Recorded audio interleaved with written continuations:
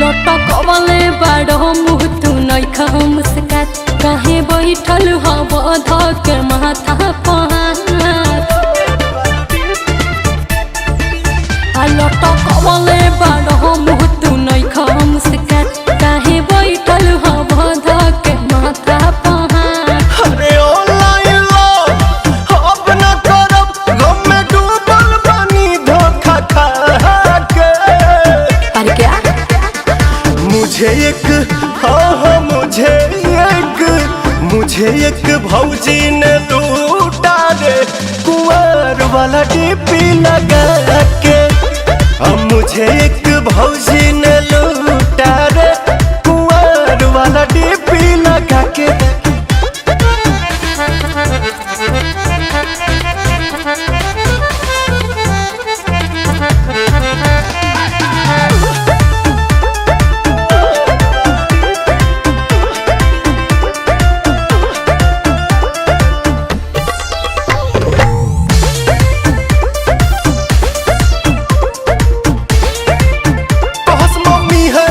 साथ न करस वीडियो कॉल पे बात तजात रॉली खिसिया फोनवा देत रॉली काट।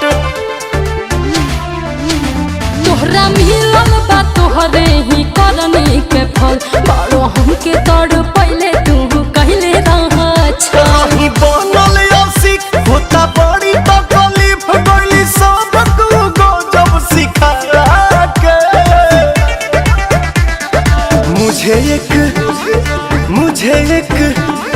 मुझे एक भौजी ने लूटा रे कुंवर वाला डीपी लगा के।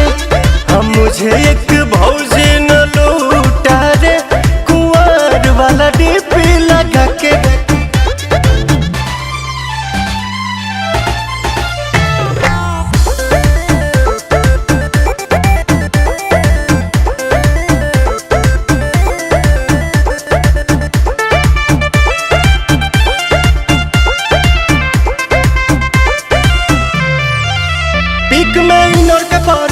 बुराई कैसे करी तसैया वाला होके कैली धोखा धड़ी। छोड़ा जाए दाना कैला तू गलती जवन अफसोस मत कर प्रिय दरसी पवन। देहो कैसे भुलाई दिली आदत धराई रातों रात भर हमसे बतिया के।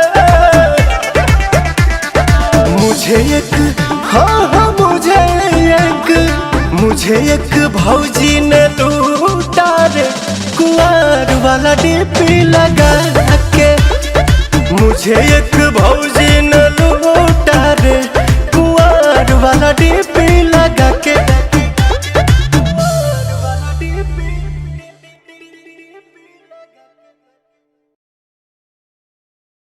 मुझे एक भौजी ने लूटा रे कुंवर वाला डीपी लगा के। मुझे एक भौजी ने लूटा रे कुंवर वाला डीपी लगा के।